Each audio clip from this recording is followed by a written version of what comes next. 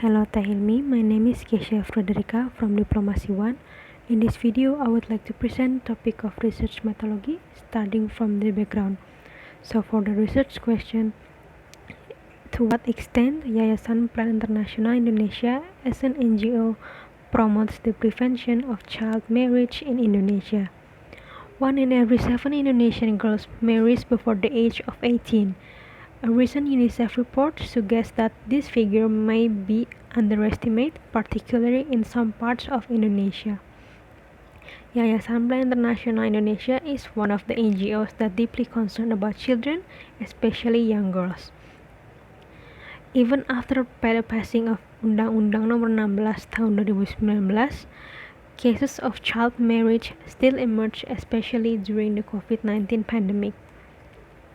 So for the independent variable is Yayasan Plan International Indonesia, and for the dependable variable is Indonesia. It includes the government and citizens. So the next one will be the review of related literature. For the IV, Introduction to International Relations, Theory and Practice by Joyce P. Kaufman, published in 2013. This book explains how NGOs are in unique position to affect change at the international level because they are not linked to any single nation state and operate across national boundaries. The second one is Getting the Evidence, Asia Child Marriage Initiative by Plan International and Coram International, published in 2015.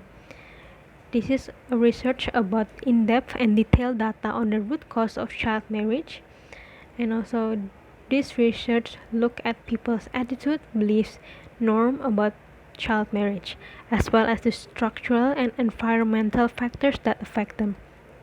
The last one is Time to Act, Accelerating Efforts to Eliminate Child Early and Forced Marriage in Asia by Plan International, published in 2018. This includes 3 phases of research. The first phase is prevalence of child marriage in Asia. The second phase is effective strategies to end CEFM. The third one is the cost or budgeting analysis for the strategies to eliminate CEFM. Next one is literature on the dependable variable.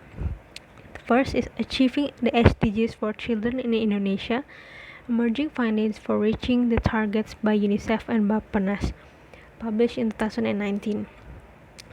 This explained in this modern era, alongside with the revision of marriage law, child marriage in Indonesia is in a concerning number.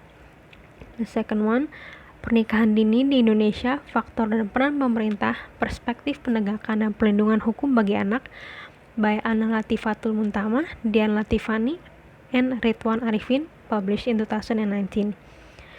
This paper explained about the supervision law enforcement has been neglected, allowing anyone or even specific group to falsifying personal information in order for child marriage to take place.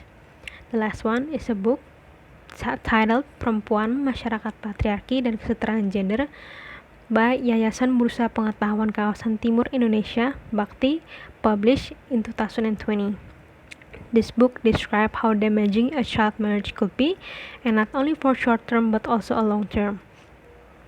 And for the IV and DV, the first one is Yes, I Do photo book, Nurturing Hopes, Fighting Against Child Marriage by Plan International Indonesia and Katarana, published in 2021.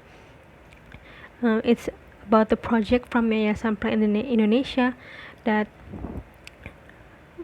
includes business class in forum and also other youth involvement. The second one is Policy Brief, Strategi Kebijakan Pencegahan Perkawinan Usia Anak by Yayasan Plan International Indonesia, published in 2021. This policy brief addresses a number of reasons for child marriage, the pattern of growing dispensation rates for marriage, and different modes of implementation for child marriage.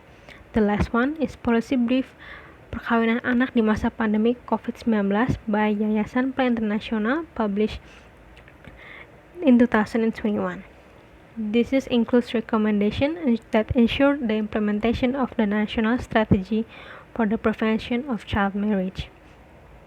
So the next one is a theoretical framework. And for the IV, non-governmental organizations or NGOs have increased in stature and importance as they have gained recognition from other legitimate actors in the international system. As the world has narrowed and become more globalized, technology has enabled them to spread their message more widely and appeal to a wider audience. As for the operationalization, there are projects, publication, and also policy brief. As for the DV, is children rights. That includes Convention on the Rights of Child 1990 and Child Protection Law in Indonesia. And then also there's achieving SDG of gender equality. And for the operationalization, there are Strategi Nasional Pencegahan Perkawinan Anak or Stranas PPA. As for the scope and limitation, in this research, the child marriage in Indonesia only. And then this research only talk about one NGO, which is Yayasan Plan International Indonesia. And the time scope in this research are Joko Widodo presidency, which from 2014 until 2021. And the last one for the research methodology, this research is using qualitative methods.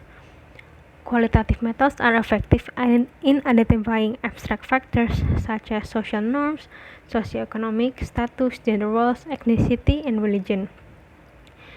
So in this research, qualitative methods in case studies. The researcher develops an in-depth study of a case, which often a program, event, activity, procedures, or one or more individuals, and is used in many fields, including assessment. So that's it for the presentation. Thank you very much.